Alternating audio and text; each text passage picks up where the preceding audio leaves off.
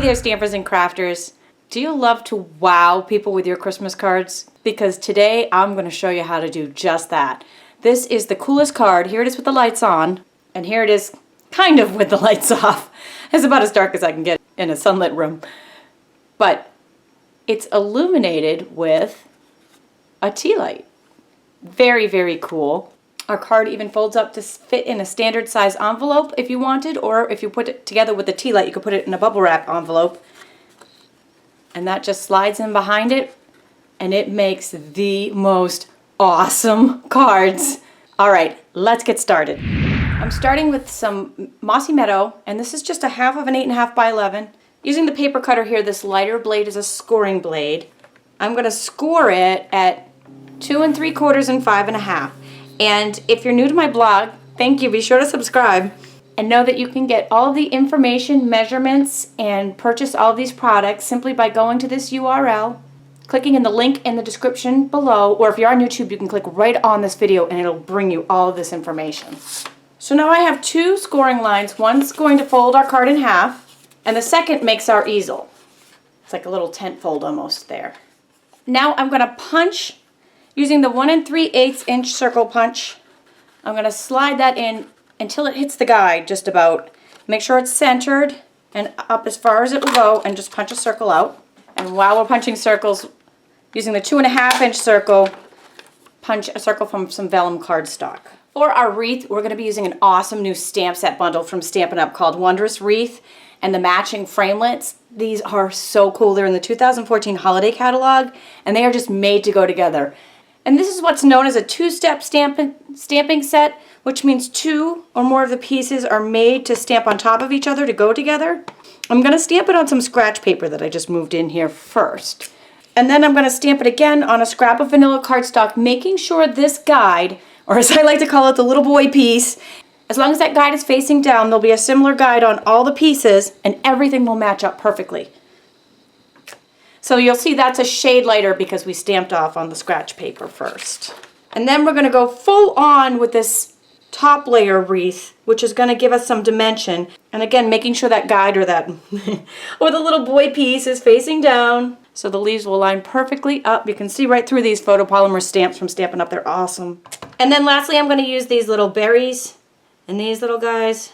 Still have that little boy guide there, but they don't need to be lined up as nicely. And it's okay that they're faint there. We're going to do a little magic for that in the next step. Stay tuned. Next, we're going to cut out our wreath, and our framelits, both the inside and the outside of the wreath, also have that little boy part guide on them. You get real good with the lining up after you make 1 or 2 of these. If you just have that guide pointing down, everything falls into place. The easiest thing to use here is the magnetic platform that goes with the Big Shot. I don't have mine handy, so I'm using the multi-purpose cutting platform on a tab 2. And then just using a Post-it note to keep those in place so they don't shift. Cutting pad on top and bottom. Tab 2, which is the multi-cutting platform, closed. Crank it through. And things that make you go, wow. Ta-da!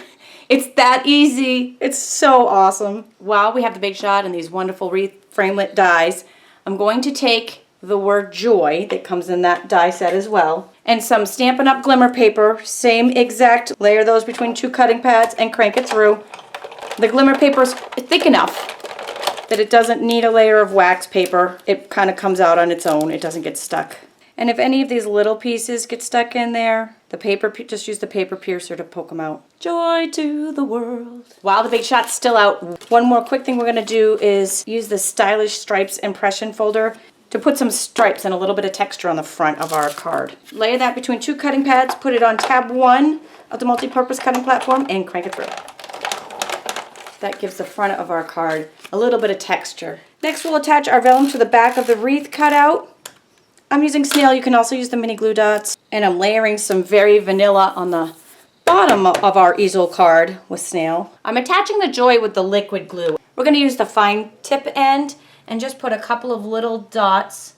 Not too much because you don't want the glue to squirt out from underneath when you place it. So just a couple little dots around. And then you just add a little joy to your card. Oh, that just is awesome all by itself. I'm adding 3 Stampin' Dimensionals to the back here, and that's what's going to hold it onto the front, but I'm not quite ready to put it on yet. I still have the backings on, so they're not sticky yet. We're using the Cherry Cobbler Dazzling Details glitter. It's like a little glitter pen, and just dabbing little tiny dots right over the dots of the cherry cobbler to make it pop and sparkle and make it beautiful and match the joy.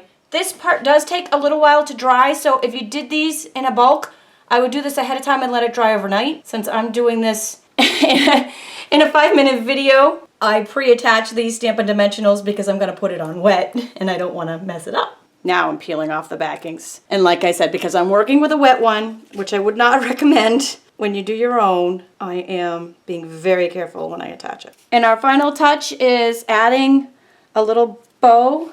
This is from our Real Red cotton ribbon. I just tied a little bow and just stuck it to a mini glue dot, and that sits right on top, and our card is complete. And then you just take your little the battery operated tea light, obviously not a real candle, and that just slides right in behind it and it sits on your desk. It can be a decoration. They make such wow cards. They're awesome, very easy to make, and very fun. Be sure to visit my blog for daily inspiration, hundreds more video tutorials, and so much more. Thanks for joining me today.